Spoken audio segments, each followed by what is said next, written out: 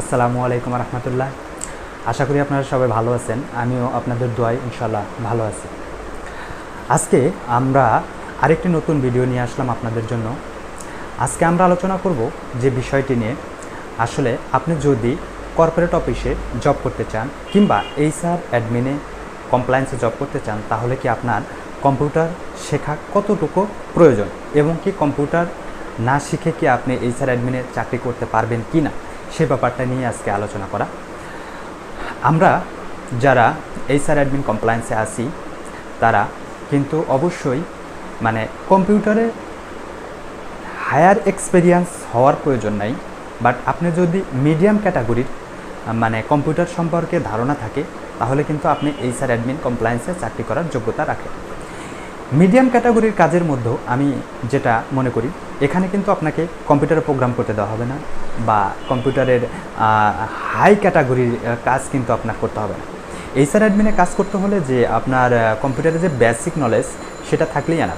যেমন আপনি Microsoft word, Microsoft office যেটা আছে, মাইক্রোসফট ওয়ার্ড, মাইক্রোসফট এক্সেল, এই দুইটা যদি আপনি মোটামুটি ধারণা থাকে, আমার মনে হয় আপনি এইচআর অ্যাডমিনের যে কাজগুলা কম্পিউটারে করা হয় আপনি পারফেক্ট।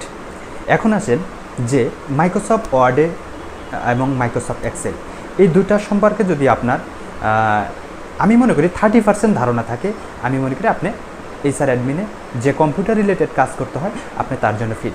যেমন ওয়ার্ডের কাজটা কেন করতে হবে আপনার, যেমন বিভিন্ন প্রকার নোটিশ শোকজ এরকম কাজ করার জন্য কিন্তু আপনার মাইক্রোসফট ওয়ার্ডে কাজ জানতে হবে। যেমন আপনাকে একটা ওয়ার্কারকে নোটিশ দিতে হতে পারে, যেমন শোকজের নোটিশ দিতে হতে পারে, বা ঈদের ছুটির জন্য আপনাকে একটা নোটিশ তৈরি করতে হতে পারে। সেই ক্ষেত্রে কিন্তু আপনার কম্পিউটারে এই মাইক্রোসফট ওয়ার্ডের জ্ঞানটা থাকা জরুরি। সেই ক্ষেত্রে আপনি যদি মাইক্রোসফট ওয়ার্ড সম্পর্কে কোনো ধারণা না থাকে তাহলে কিন্তু আপনি আসলে একটা নোটিশ তৈরি করতে পারবেন না বা একটা শোকজের লেটার ইস্যু করতে পারবেন না। সেই ক্ষেত্রে আপনার কিন্তু সামান্য পরিমাণ জ্ঞান, বা এটা নর্মালি আমি জানি যে আপনারা যারা আছেন কম্পিউটারে 3 মাস বা 6 মাস মেয়াদি কোর্স, এটা কিন্তু মোটামুটি সবাই পারার কথা বা জানার কথা, এটা সম্ভব। আর টাইপিং স্পিড যদি আপনার নর্মালও হয় বা আপনার টাইপিং স্পিডটার প্রয়োজন বেশি নাই, বাট আপনি যদি নর্মাল টাইপিং স্পিডও হয় তাও কিন্তু আপনি এই কাজটা করে চালিয়ে যেতে পারবেন। এখন আসেন এক্সেলের কিন্তু গুরুত্বপূর্ণ একটা ভূমিকা এই এইচআর অ্যাডমিনে কাজ করবে।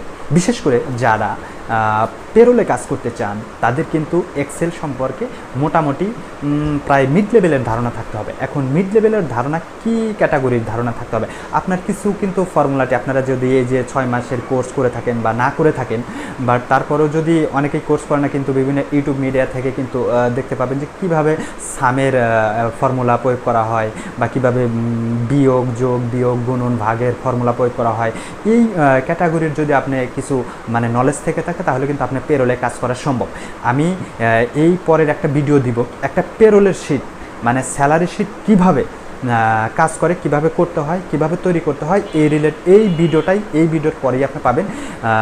আশা করি ভিডিওটা হয়তো সামনে আগামীকাল বা পরশু দিনের মধ্যে আপনি পেয়ে যাবেন। আমি টোটালি একটা স্যালারি শিট কীভাবে তৈরি করে বা কী ফর্মুলা এখানে প্রয়োগ করা হয়, কী রুলস প্রয়োগ করা হয় এক্সেল শিটে, আমি আপনাকে আসলে টোটালি প্র্যাকটিক্যালি আমি দেখিয়ে দেব।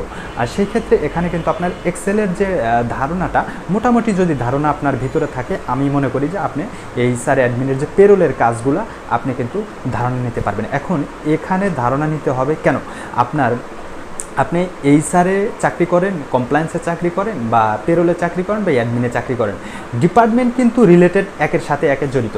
কারণ সেই ক্ষেত্রে আপনার salary related issue, payment related issue যেহেতু, সেই ক্ষেত্রে কিন্তু আপনার এক্সেলের ধারণা থাকতে হবে। অনেক প্রতিষ্ঠানে কিন্তু সফটওয়্যারের মাধ্যমে স্যালারি প্রিপারেট হয় না, যেমন ম্যানুয়ালি স্যালারি শিট তৈরি করতে হয়। আপনি যদি এইচআরে কাজ করেন বা পেরোলের সাইটটা আপনি দেখতেছেন না, আপনি এইচআরের সাইটটা দেখতেছেন, সেই ক্ষেত্রেও কিন্তু আপনার এক্সেলের যে ধারণাটা বা পেরোলের যে ক্যালকুলেশন রুলসটা সে সম্পর্কে আপনার ধারণা থাকা প্রয়োজন।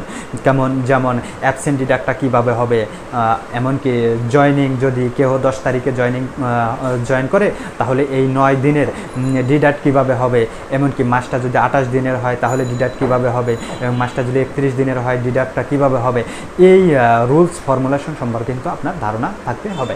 আর যেমন টার্মিনেশনের রুলস সম্পর্কেও কিন্তু আপনার বিরাট ভূমিকা পালন করবে।